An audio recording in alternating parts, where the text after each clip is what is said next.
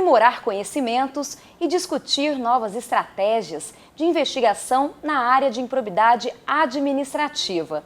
Foi esse o tema do workshop que reuniu em Cuiabá promotores de justiça de todo o estado de Mato Grosso. E hoje, no estúdio do MPTV, nós recebemos o promotor de justiça de Barra do Garças, que além de ministrar o curso, possui vasta experiência na área. Doutor Marcos, é um prazer recebê-lo aqui no estúdio do MPTV. O prazer é meu. Doutor, o senhor teve aí 2 dias, 12 horas de aula com promotores para falar sobre o tema improbidade administrativa. Qual foi o principal foco dessa discussão?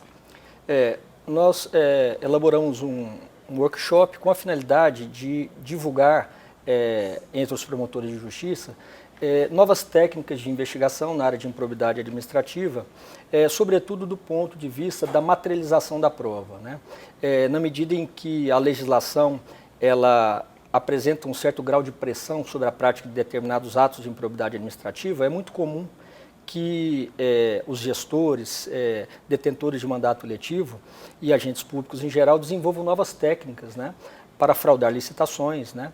E nesse sentido mostra-se nesse sentido a necessidade de aprimoramento das técnicas de investigação. Então o curso se voltou muito, né, no sentido de divulgar métodos, estratégias de investigação para a materialização da prática, a materialização dos atos de improbidade administrativa.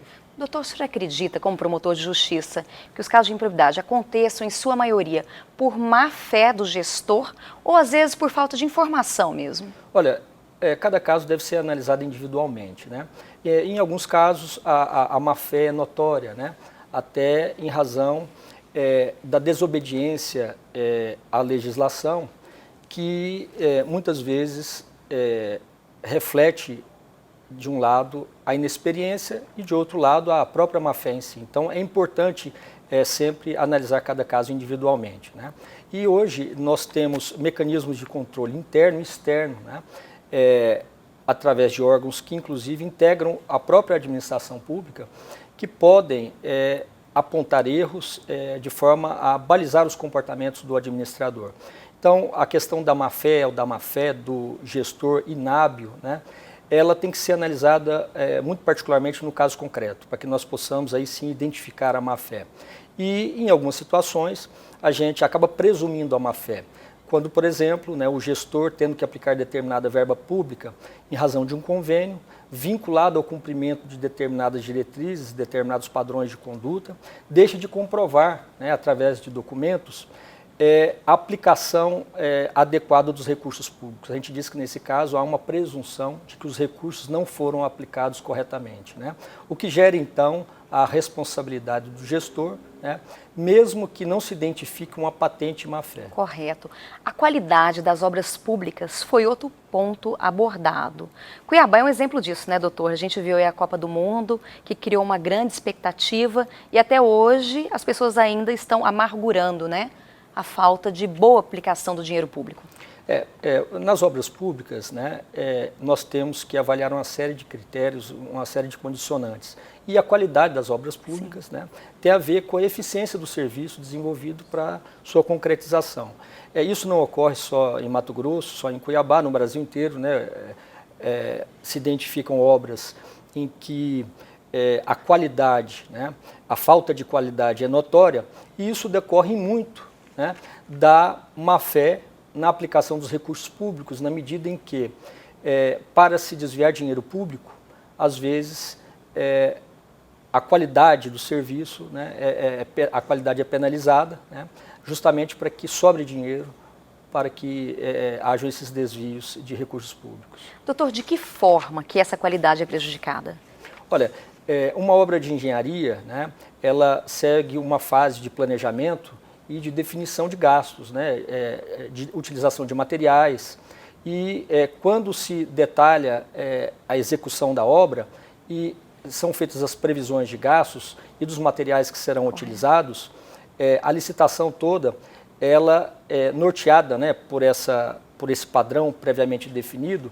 Quando da sua execução podem surgir situações justamente em função de alguma tentativa de desvio de dinheiro público, né, no sentido de comprar produtos de menor qualidade, né? Adquirir materiais de menor qualidade, empregar técnicas que não correspondam à qualidade exigida naquela determinada obra pública. Então, quando se utiliza uma técnica não apropriada ou um material que não é aquele cujo padrão foi definido previamente na licitação, nós temos aí que pode estar havendo um superfaturamento, né? Correto.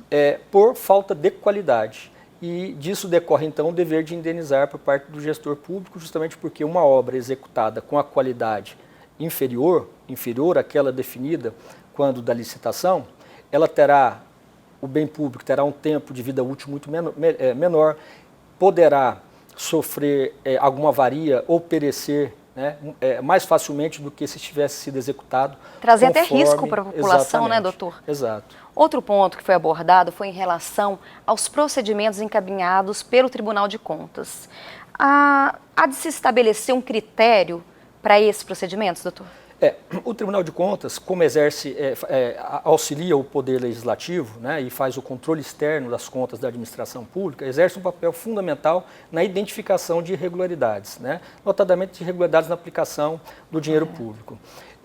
Como o Tribunal de Contas tem esse papel, muito daquilo que é produzido no âmbito dos tribunais de contas é encaminhado ao Ministério Público. O que se propôs nesse curso foi exatamente trabalhar essas informações sobre um outro ângulo, sobre um outro ponto de vista.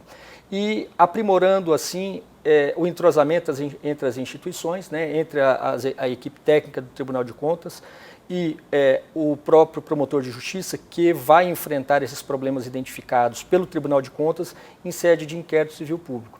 Então, nesse tópico, nós tratamos mais particularmente das técnicas de elaboração de quesitos, né, e troca de informações, correto, bem como aprofundamento das investigações levadas a efeito pelo Tribunal de Contas. Não que o Tribunal de Contas não dê a devida profundidade nos levantamentos, mas é que, para a repercussão do fato no âmbito da Justiça, em sede de ação de improbidade administrativa, requer um detalhamento maior de determinados elementos da prova obtida no âmbito do Tribunal de Contas, que nós podemos obter através da realização de perícias, né? Então, nesse tópico, nós trabalhamos muito a questão da quesitação adequada, correto, para se perquirir, digamos assim, a exatidão dos danos causados ao erário. O padrão, então, iria ajudar todo mundo, tanto exatamente, o Tribunal de Contas como o Ministério Público. Exatamente. Tá certo. Doutor, nós agradecemos a sua presença aqui no estúdio do MPTV, esperamos recebê-lo outras vezes. Eu que agradeço e podem contar comigo. Obrigada. E a nossa entrevista da semana termina por aqui. Eu agradeço a sua audiência.